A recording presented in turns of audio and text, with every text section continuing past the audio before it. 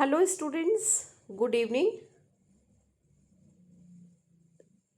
This video is made for a student who contacted me and who tell me about first year BA first year syllabus, and he or she, I am not sure. I could not read it properly, but yes, I read message that please make video on expected question. So I have started making uh, videos on first year syllabus. So here, because student commented on this work only, that is why I have taken out expected question and I'm reading for you, and I'm trying to explain you, right? So this was the work by Mirabai. I am mad with love, right? So I'll explain it Hindi as well. Mirabai's poem, often titled I Am Mad with Love, or a similar variation like No one knows my pain, right? No one knows my pain, or I am mad with love. So please, जो भी बच्चे आप लोग prepare कर रहे हो, तो कभी कभी क्वेश्चन ऐसे भी आ सकता है कि write the summary of no one knows my pain. So please take care. That's a no one knows my pain and I am mad with love. It's a both same work है ना. Title अलग अलग है लेकिन एक ही work है.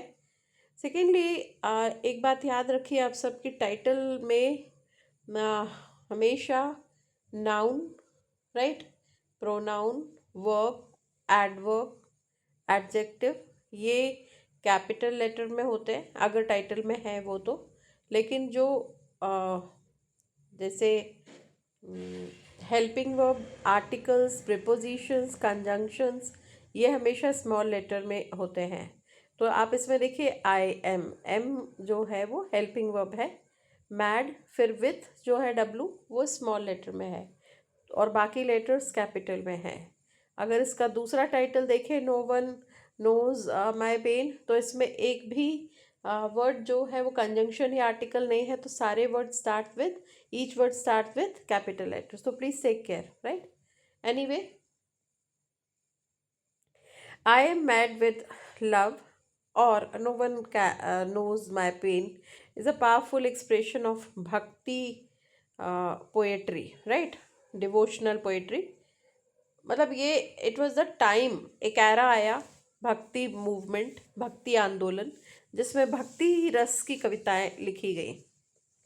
It encapsulates the poet saint's radical and unwavering devotion to Lord Krishna, whom she perceives as her divine husband.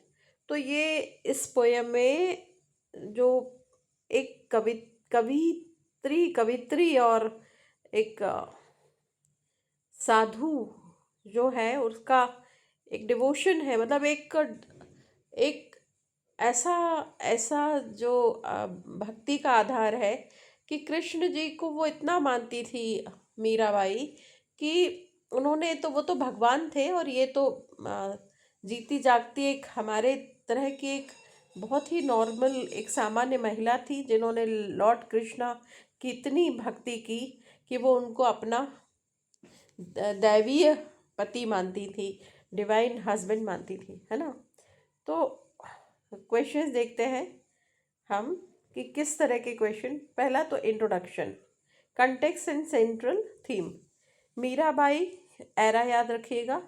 सी लिखा है ना, जो ये सी लिखा है, राइट. सी का मतलब यहाँ होता है कि अप्रोक्सीमेटली, है ना, जिसको सर्का बोलते हैं, ठीक है. तो इसका मतलब होता है approximately.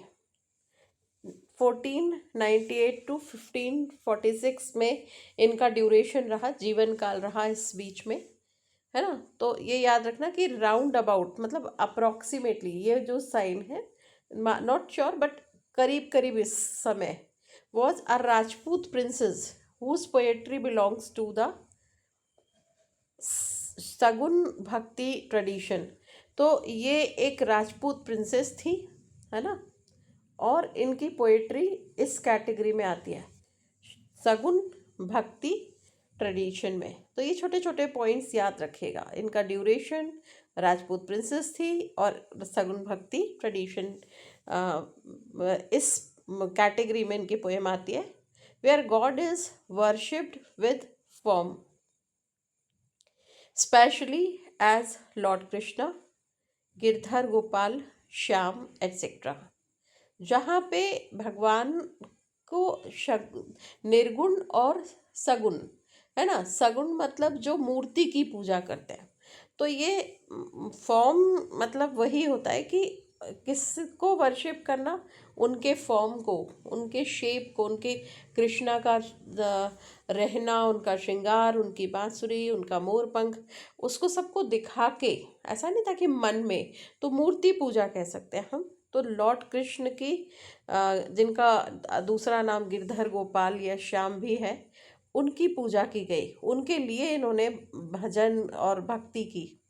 The poem I am mad with love as a bhajan, devotional song, वो एक तरह का सॉन्ग है, एक तरह से भजती थी वो, उनको बार बार उनको याद करती थी, है ना। तो वो that's a devotional song that uses the motif of madhura madhur madhur bhav, right. और वो एक उनका मधुर मतलब क्या बोला, selflessness, right. The mood of a lover, कि जो पूरी तरह सा 100% सिर्फ और सिर्फ एक कनेक्ट, वो भी भगवान से, लॉर्ड कृष्ण से। To express the soul's yearning for the divine, क्योंकि उनको yearning, longing, right, she was desperate to meet Lord Krishna, right. तो वो जो डेस्परेशन है वो इसमें उनकी पोयम में, उनके भजन में मिलता है। तो the central theme is the poet's unconventional, all consuming and almost ecstatic devotion to Krishna.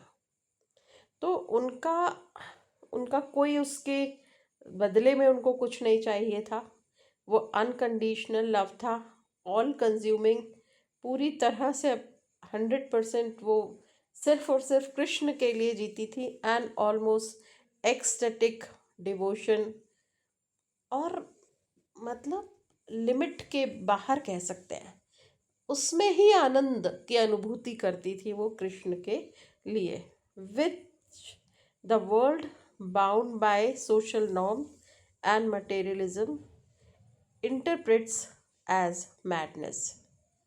तो आज भी दुनिया मटेरियलिस्टिक है, दुनिया में जो सोशल नॉर्म्स है, सामाजिक व्यवस्था है, वो बड़ी जो दिखता है या रीति रिवाजों से बंधी हुई है। तो ऐसे समाज में आप इतना ज़्यादा किसी के लिए लव एक्सप्रेस नहीं कर सकते, और वो भी जो है ही, मैंने भगवान को देखा तो किसी ने नहीं है, तो लोगों ने उसका नाम दिया मैडनेस, पागलपन। तो कितने सारे हमने हीर रांझा, है ना, हमने ऐसे कितने कपल्स देखे जिनके नाम है, जो एक दूसरे के लिए, वो तो थे दोनों अलाइव, ऐसे कपल्स जो अलाइव रहे, जिंदा रहे और चले गए, लेकिन दुनिया ने उनको भी पागल कहा। तो ये इसका सबसे पहला इंट्रोडक्शन, जिसमें हमने देखा कि ये कंटेक्स्ट है, और ये सेंट्रल थीम है कि मतलब उनको मैडनेस के लेवल पे, पागलपन के लेवल पे वो प्यार करती थी। फिर एनालिसिस ऑफ की थी spiritual madness versus social sanity. तो अब उसको आप पागलपन कह लो तो कह लो। तो स्पिरिचुअल मैडनेस, नॉर्मल मैडनेस नहीं, जूलियस सीज़र और ये तो चलो फिजिकल एक दूसरे को जानते थे तो प्यार करते थे, लेकिन इनका लव जो था वो प्लाटोनिक लव था। स्पिरिचुअल मैडनेस, इस तरह का पागलपन की एक डिवाइन मैडनेस कह सकते हैं। And social versus social sanity, तो the madness, Mirabai's madness is her total and public rejection of worldly duties and social expectation. तो मीराबाई का पागलपन उनका पूरी तरह से लोगों से अलग हो जाना, समाज से, लोग से, बस भक्ति भक्ति और भक्ति मंदिर में, public rejection of worldly duties. तो कहते हैं ना कि आपको काम तो करना पड़ेगा, तो वो कुछ काम भी नहीं करती थी। मतलब आपको सामाजिक व्यवस्था में रहना है तो समाज को तो निभा के चलना पड़ेगा। एंड सोशल एक्सपेक्टेशंस कि आपको मिलना जुलना बात करना, है ना। तो like her role as a princess, right. तो हम सब के अलग अलग रोल हैं। उनका रोल एक प्रिंस की तरह, और एक वाइफ, किसी की वाइफ है तो आपको वो ड्यूटीज़ तो पूरी करनी पड़ेगी। तो जब वो नहीं हो रही थी तो लोगों ने उनको मैडनेस, पागलपन का करार दे दिया, in favour of her spiritual pursuit. तो वो अपनी सिर्फ उस चीज़ को कंटिन्यू करना चाहती थी जो डिविनिटी जो वो लॉर्ड कृष्ण में देखती थी। This includes dancing in public. तो फिर वो उनको ध्यान ही नहीं रहता था, वो पब्लिक के बीच में नाचना, एक प्रिंस का पब्लिक के बीच में, प्रिंसेस का पब्लिक के बीच में डांस करना, and keeping the company of sadhus Holi man, और साधुओं के बीच में बैठना x deemed scandalous for a royal women. तो वो बड़ा एक स्कैंडल बना, लोगों ने उनको बहुत इशू बनाया कि एक रॉयल फैमिली की महिला ऐसे कहाँ सड़क में, सड़क मतलब मंदिर में डांस करना और साधुओं के बीच में बैठना, तो उनके लिए उनके ऊपर बहुत एलिगेशंस लगाए। दूसरा, भक्ति एज हायर रीजन, और she reclaims the term mad to signify a higher form of consciousness. और प्रेम भक्ति, लव डिवोशन। तो जो मैडनेस थी वो कहते थे नॉर्मल लोग को समझ में ही नहीं आएगी, वो पागलपन करना पड़ा, वो पागल बनना पड़ता है। तो वो हायर फॉर्म ऑफ कॉन्शियसनेस, कुछ हम कॉमन लोगों में वो कॉन्शियसनेस नहीं आ पाएगी। वो आप उसको इसीलिए पागल कह रहे हो क्योंकि वो हम जैसे लोगों, सामान्य लोगों में नहीं है। तो वही प्रेम भक्ति है और वही लव डिवोशन है, that transcends mundane materialistic understanding. जो हम दुनिया में मनी, मसल, पावर, पोजीशन, ये देखना दिखाना, डांस गा, इसी में तो हमारा लेवल ही नहीं है। वो हम मटेरियलिस्टिक वर्ल्ड में जो बड़ा ट्रांजिएंट है, वो बहुत शॉर्ट लिव्ड वर्ल्ड में, कि ना मनी हमारे पास हमेशा, ना मसल मतलब एनर्जी नहीं रहने वाली है, पावर नहीं रहने वाला है, कोई पोजीशन नहीं रहने वाली है, लेकिन हम इसी सब में उलझे हुए हैं। जो बॉडी आज है कल नहीं रहने वाली, तो इसीलिए हमारी वो लेवल नहीं है, हम समझ नहीं पाते। And for her this madness in the only true sanity.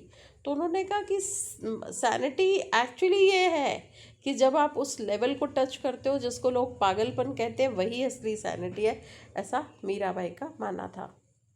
फिर विरहा, द अगोनी ऑफ सेपरेशन, क्योंकि उनको मिल नहीं पाए कृष्ण, तो वो विरहा, वो agony of separation. The poem is steeped in viraha, बिल्कुल डूबी हुई है विरह में, है ना। The intense pain and longing experience due to separation from the beloved. Krishna से उनका सेपरेशन, मिलना नहीं मिल पाना, वो बड़ा इंटेंस पेन, जो उनका दुख जिसकी कोई सीमा नहीं, एंड लॉन्गिंग एक्सपीरियंस, और मिलने के लिए due to separation from beloved. उनके हस्बैंड को नहीं मानती थी वो तो सिर्फ कृष्ण के लिए उनका डिवोशन था।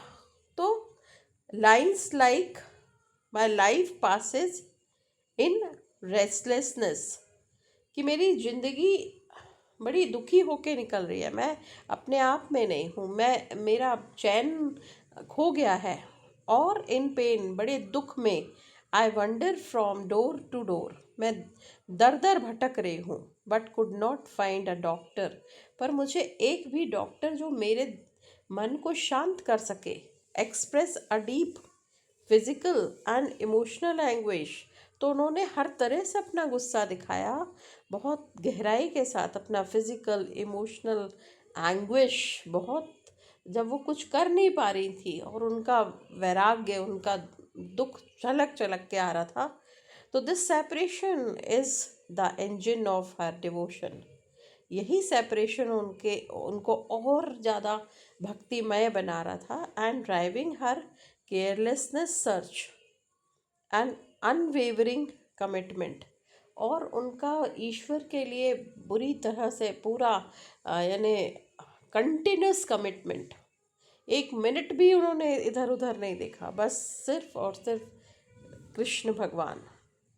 The quest for the true healer Guru, Mirabai uses the analogy of one wounded person seeking a doctor to convey her spiritual distress। तो वो कहती है कि मेरी वही हालत है कि एक डॉक्टर, एक मरीज डॉक्टर की को ढूंढ रहा है और उसको डॉक्टर नहीं मिल रहा।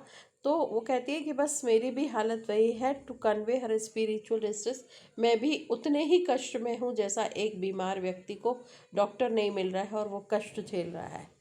She emphasizes that only the one who inflicted the wound, the beloved Krishna, can heal it। वही समझ सकता है जिसको इतना पेन हो, और मेरे दुखों को सिर्फ और सिर्फ कृष्ण भगवान कम कर सकते हैं। Mira's pain will subside when Shyam comes as the doctor। उनका दुख कम हो जाता है जब श्याम और कृष्ण डॉक्टर बन के आते हैं। This highlights her belief that only a connection with the divine और the guidance of a true guru spiritual teacher can alleviate the soul suffering. ये एक तरह का स्टेटमेंट है कि उन्होंने स्टेटमेंट दिया कि उनका विश्वास, right, that only a connection with divine, right, उनका कनेक्शन विद द डिवाइन और the guidance of true guru spiritual teacher can alleviate the souls of suffering. तो वो मेरे इस दुख को समझ सकता है। फिर next, isolation and empathy. The poem foregrounds her isolation, उनका अकेलापन, क्योंकि पति और सब उनसे चिढ़ने लगे थे। And no one understands my plight, कोई मुझे मेरे दुख को समझ ही नहीं सकता। Her experience is so profound, उनका एक्सपीरियंस बहुत ज़्यादा माने गहरा था। And outside the norm that it is incomprehensible to others, वो समझ आएगा ही नहीं लोगों में, वो समझ ही पैदा नहीं हुई है, लोग समझेंगे ही नहीं। This leads to the idea of shared spiritual experience. Only the wounded understand the agonies of the bounded.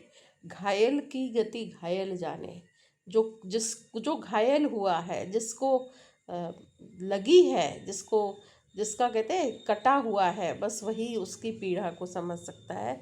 तो when the fire rages in the heart, only the jeweller knows the value of the jewel. तो उन्होंने कहा कि सिर्फ जौहरी की चमक जो है, ज्वेलरी की चमक या गहनों की चमक या हीरे की चमक सिर्फ जौहरी को पता होती है, वही उसको समझ सकता है। बाकी लोग तो उसको पत्थर कहेंगे। Not the one who let it go. This suggest that only those who have trod the path of intense devotion can truly understand her pain. जिन्होंने इस लेवल तक, इस स्तर तक भक्ति की हो, वही मेरी भक्ति को समझ सकते हैं। तो ये एक पोएम का हमने देखा कि एक उनकी पोएम का क्वेस्ट, कितनी गहराई थी उसमें। अब हम देखते हैं लिटरेरी डिवाइसेस और स्टाइल क्या है। तो मेटाफर ये है कि वाउंड एंड डॉक्टर, मतलब उन्होंने क्या कि डॉक्टर कैन अंडरस्टैंड तो ही my my my pain, right. तो वाउंड एंड डॉक्टर ये मेटाफर है। The poet's devotion and separation are a wound. Krishna is the only capable doctor, मतलब हीलर और सेवियर। कृष्णा ही एक भगवान है जो मुझे बचा सकते हैं, द सेवियर, राइट। तो डॉक्टर या सेवियर, ठीक है। फिर द ज्वेल, ये भी her love and the divine experience are a jewel whose true value can only be recognized by jeweler। Jewel उनका प्यार, उनका डिविनिटी, उनकी आध्यात्मिकता, उनका स्पिरिचुअल डिवोशन जो एक ज्वेलर ही समझ सकता है, ना अदर ट्रू डिवोटी और द गुरु, वही गुरु है, नॉट बाय ऑर्डिनरी पीपल। और बाकी लोग तो ऑर्डिनरी वो समझ नहीं सकते।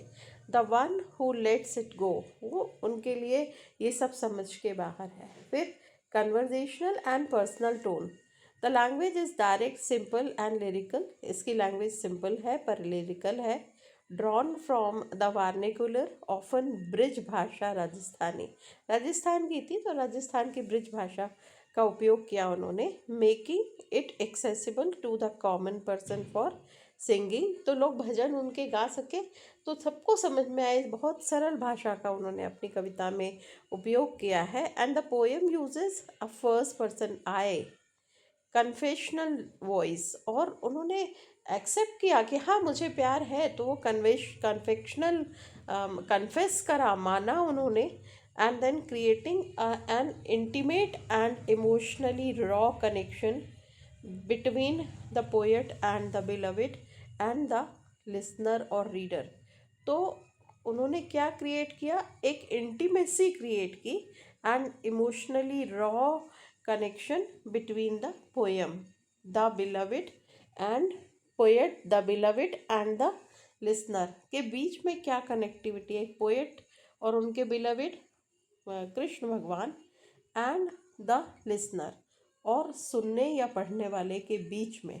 तो ये कन्फेशन मतलब एक कन्फेशन, मानना, रियलाइज करना, एक्सेप्ट करना, तो उस टोन में लिखा है। पैराडॉक्स ये है कि the central theme, central idea of being mad with love is a paradox. Her madness is simultaneously a source of pain, viraha and the ultimate path to bliss and spiritual fulfilment. पर यही पागलपन है जो उनको पूरा करता है, उनके स्पिरिचुअल फुलफिलमेंट को, उनकी भूख को। This paradox is essential to the bhakti concept of finding freedom and truth through passionate devotion। आपको उस लेवल तक, पागलपन की हद तक जाना पड़ेगा दैट डिफाइज वर्ल्डली लॉजिक, जो हम जैसे वर्ल्डली लोग उस चीज़ को समझ नहीं पाएंगे, हम भौतिकवादी हैं।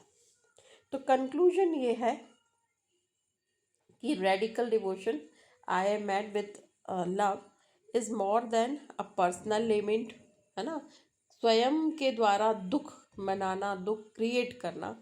It is a revolutionary statement by proudly claiming her madness, खुशी से, गर्व से कहती थी कि हाँ मैं पागल हूँ। एक कहीं ना कहीं रिवॉल्यूशनरी मतलब रिवोल्ट भी दिखता है उनके पोएम में कि yes I am mad.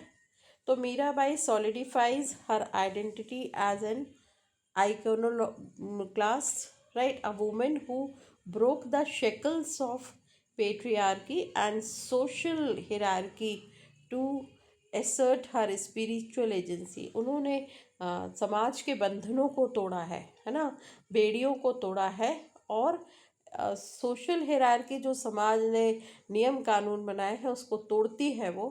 And her spiritual agency, और उनको ये ताकत मिलती है क्योंकि वो भगवान के लिए पूरी तरह समर्पित है। The poem remains an eternal testament to the power of unconditional love, जिसमें कहीं कोई कंडीशन नहीं है, एंड कंप्लीट सेल्फ सरेंडर, पूरी तरह से अपने आप को डिवोटेड उन भगवान के चरणों में अर्पित करती है वो।